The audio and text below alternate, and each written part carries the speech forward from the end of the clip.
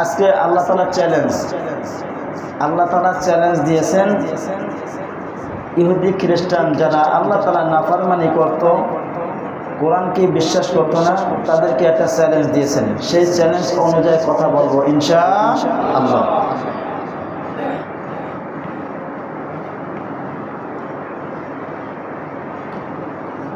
قال النبي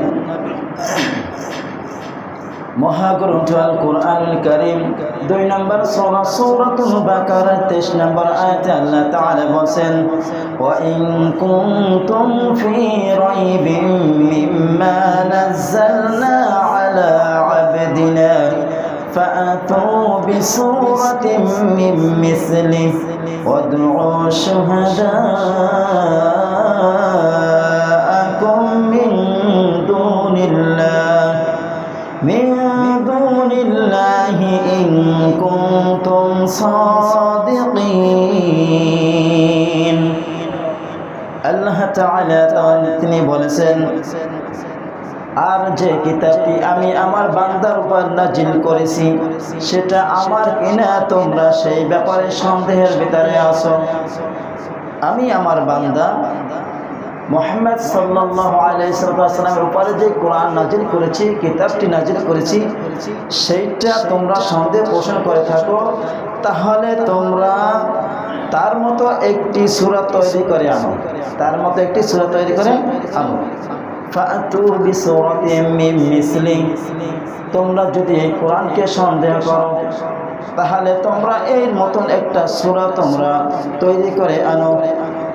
ওয়াদউ শুহাদাআকুম মিন দুনিল্লাহ, এবং নিজেদের সমস্ত সমর্থক গোষ্ঠীকে ডেকে নাও। মিন দুনিল্লাহ, এক আল্লাহ ছাড়া আর যারা চাও তাদেরকে ডাকো, তাদের সাহায্য নাও। ইন কুনতুম সাদিকিন, যদি তোমরা সত্যবাদী হয়ে থাকো।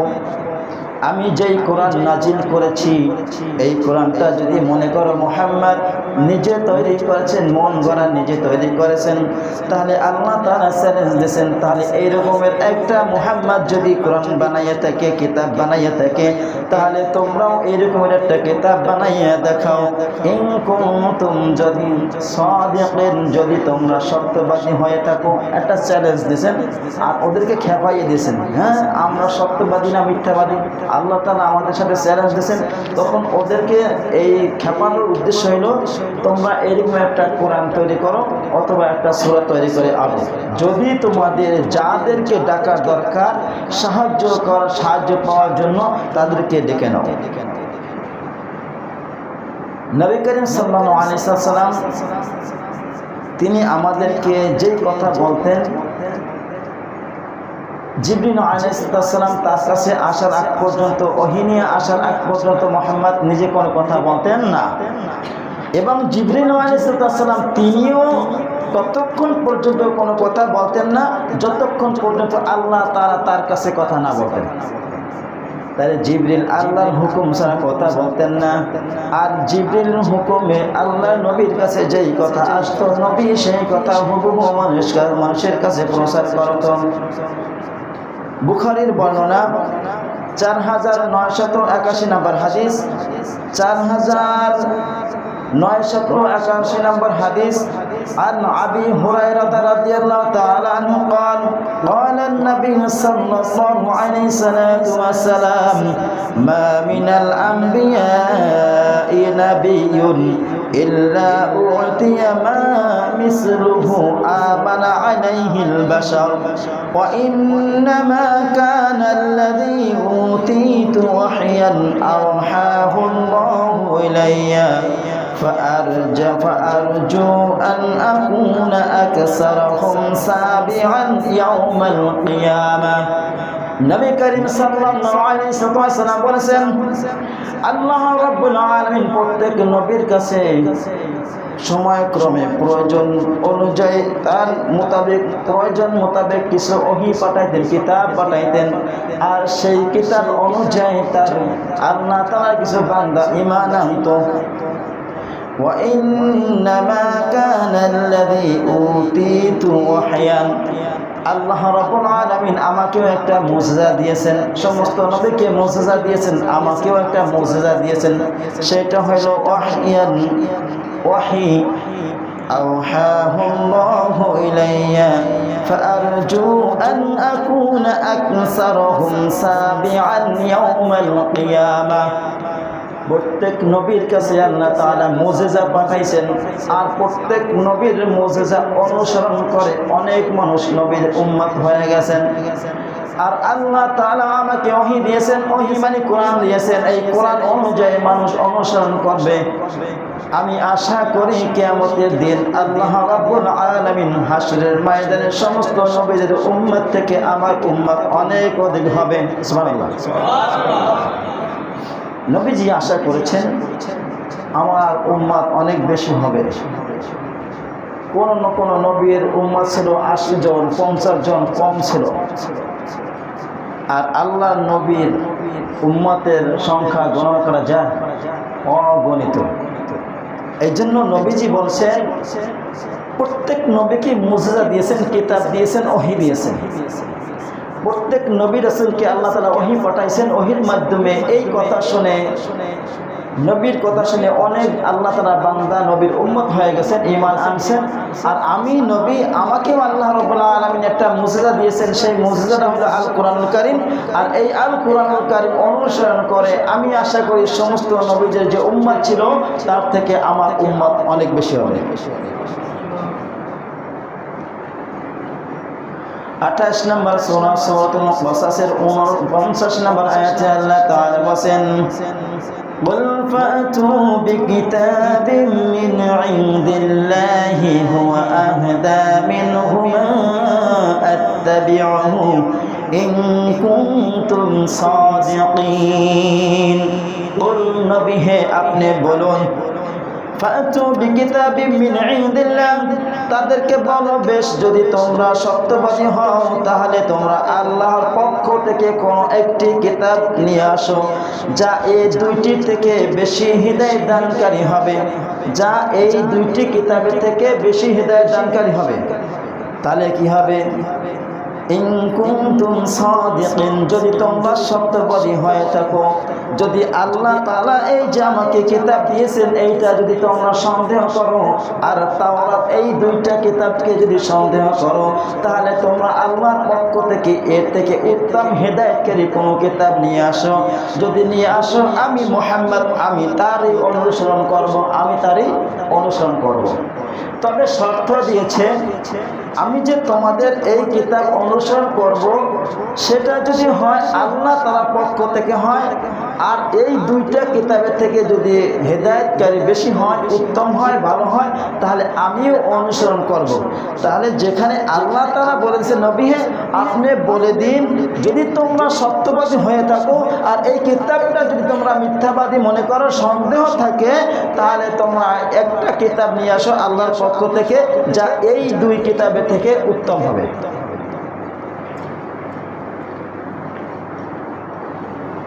ক্ষমতা কখনো ছিল না, ছিল? এই চ্যালেঞ্জ গ্রহণ করতে পারছে? আমাদের কি জ্ঞান তার থেকে? যদি মক্কার ভিতরে 10 জন জ্ঞানবান ব্যক্তি থাকতো, তার ভিতরে 1 নাম্বার ছিল আবু জেহেল। কি নাম? ওর নাম ছিল আবুল হেকাম, বুদ্ধির পিতা, জ্ঞানের পিতা। যখন মুহাম্মদ সাল্লাল্লাহু আলাইহি ওয়াসাল্লামের কাছে যখন ওহী আসতো, যখন মুহাম্মদ সাল্লাল্লাহু আলাইহি ওয়াসাল্লাম এই কোরআন থেকে কথা বলতো, যখন এই আবু জেহেল এটাকে মানত না, মিথ্যা মনে করত, তখন তার নাম হয়েছে আবু জেহেল। মানে আবু হচ্ছে পিতা, আর জাহেল মানে মূর্খ, মূর্খের পিতা। আবু জেহেল মানে কি? মূর্খের পিতা। আর আগে ছিল কি আবুল হেকাম, বুদ্ধির পিতা। বুদ্ধির পিতা থেকে মূর্খের পিতা হয়ে গেছে। আপনি আমি যদি বুদ্ধি জ্ঞান অর্জন করার পরেও যদি মূর্খের মতন কথাবার্তা বলি, মূর্খের মতন যদি আচরণ করে থাকি, তাহলে আমাকে কেউ জ্ঞানবান বলবে না, আমাকে কি বলবে? মূর্খের পিতা বলবে, মূর্খ বলবে। 17 নম্বর সূরা সূরাতুল বনী ইসরাঈলের 88 নম্বর আয়াতে আল্লাহ তাআলা বলেন কুল লা ইন ইজতামাআতিল ইনসু ওয়াল জিন্নু আলা আন ইয়াতু বিমিসলি হাযাল কুরআন লা ইয়াতুনা বিমিসলিহি ওয়ালাউ কানা বা'দুহুম লিবা'দিন ظهيرا আল্লাহ তাআলা তাদেরকে আগে বলেছেন তোমরা যাদেরকে সমর্থন করো, তোমাদের যাদেরকে তোমরা পণ্ডিত মনে করো, জ্ঞানবান মনে করো, তাদেরকে ডেকে আনো, আনার পরে তাদের সাহায্য নিয়ে এইরকম একটা কিতাব নাজিল করো। এখন আল্লাহ তাআলা এখানে বলেন কুল্লা ইন জাতামাআতিল ইনসু ওয়াল জিন্নু আলা আন ইয়াতু বিমিসলি হাযাল কুরআন। নবী হে বলে দাও, যদি মানুষ ও জিন সবাই মিলে কোরআনের মতন একটি জিনিস তারা আনতে পারে, কোরআনের মতন একটা জিনিস সমস্ত মানুষকে বলা হয়েছে, সমস্ত জিন জাতিকে বলা হয়েছে, এরা সবাই মিলে যদি এরকম একটা কোরআন আনার চেষ্টা করে তারা আনতে পারবে না। আল্লাহ তাআলা চ্যালেঞ্জ দিয়েছেন সমস্ত মানুষ আর জিন জাতি মিলেও যদি এরকমের একটা কোরআন যদি আনতে চায়, বানাতে চায়, কোশ্চেন কালো সম্ভব নয়। لا يأتون بمثله ولو كان بعضهم لبعض ظهيرا। তারা পরস্পরের সাহায্যকারী হয়ে গেলেও জিন জাতি আর মানুষ সবাই যদি একত্রিত হয়ে যদি এই রকমের একটা কোরআন বানাতে চায়, কোশ্চেন কালেও তারা এই কথা তারা চ্যালেঞ্জ গ্রহণ করতে পারবে না। পারবে? এখন পারবে? তাহলে আগের থেকে জ্ঞানবান ব্যক্তিরাও এরকমের আল্লাহ তাআলা চ্যালেঞ্জ দিয়েছে, চ্যালেঞ্জ গ্রহণ করতে পারে নাই, এখনো পারবে না, কিয়ামত পর্যন্ত পারবে না। আল্লাহ তাআলা চ্যালেঞ্জ গ্রহণ করার মতন দ্বিতীয় আরেকজন হইতে হলে আল্লাহ তাআলা সমকক্ষ হইতে হবে, ঠিক না? আর আমরা জানি আল্লাহ তাআলা সমকক্ষ কেউ হবে না, হয় নাই, ছিল না, এখন নয়, ভবিষ্যতেও হবে না।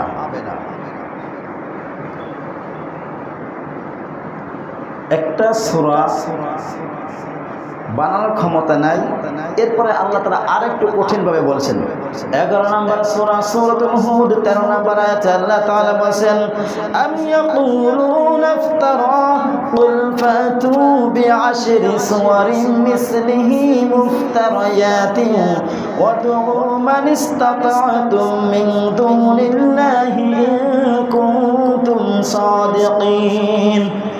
আল্লাহ তাআলা বলেন এরা কি বলছে নবী, আপনি নিজে এই কোরআনটা কি তৈরি করেছেন, রচনা করেছেন?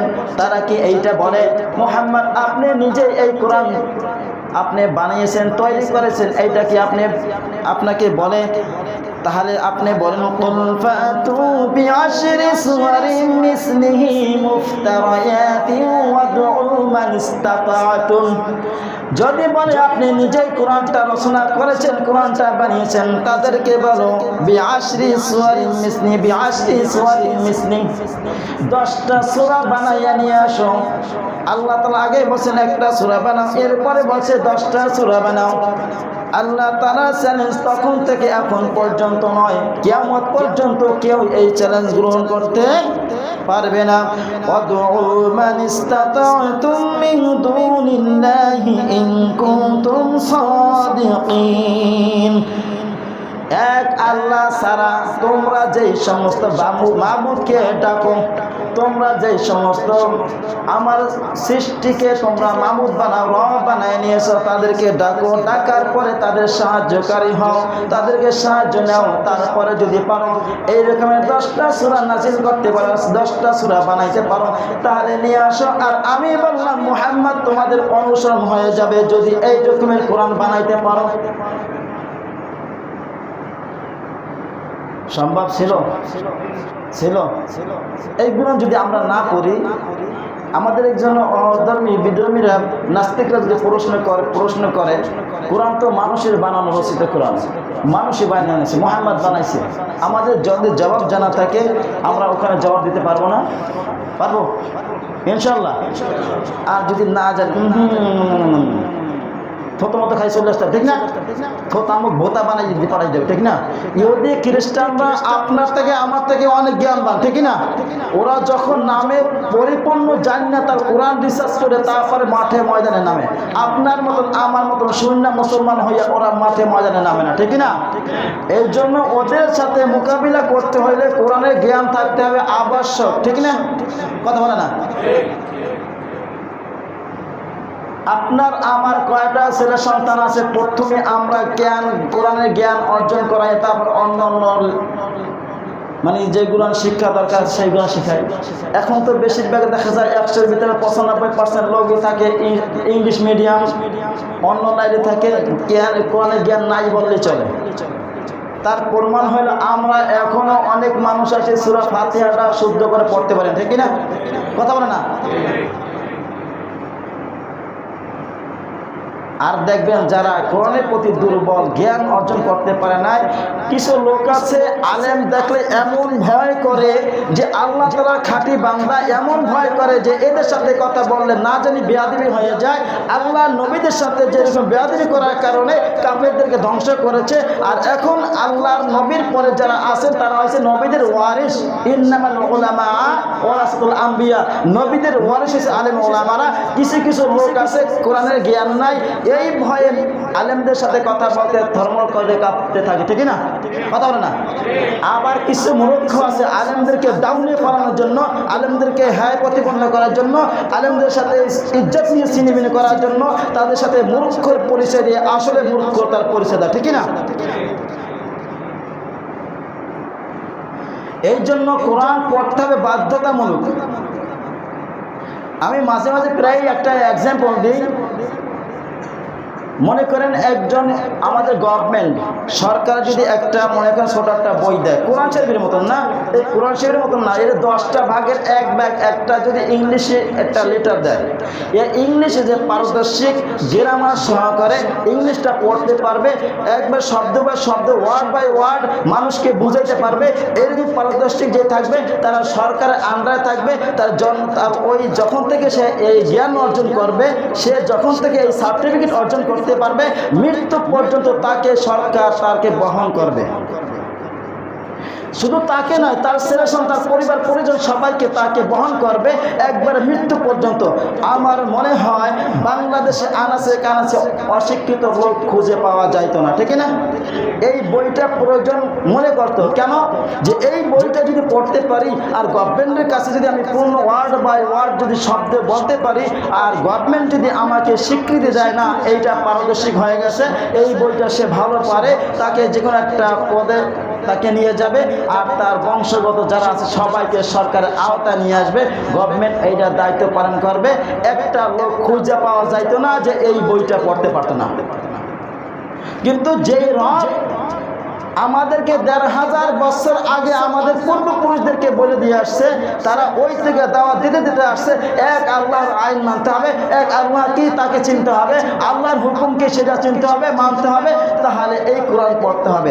আমরা তো এখন কোরআন পড়তেই পারি না। পারি? কথা বলে না?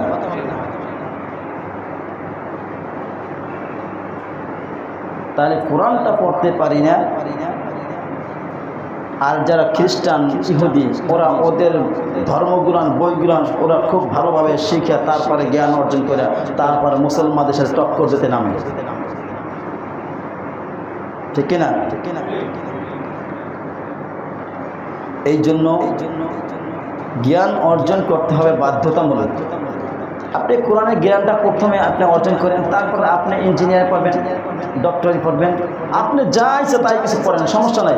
আপনি প্রথম যদি কোরআনের জ্ঞানটা অর্জন করতে পারেন, আপনি কোশ্চিনকালেও এই হেদায়েতের পথ থেকে অন্যায় পথে যাইতে পারবেন না। পারবে? পারবে। একটা উদাহরণ দিই, আলেম আর আবেদ।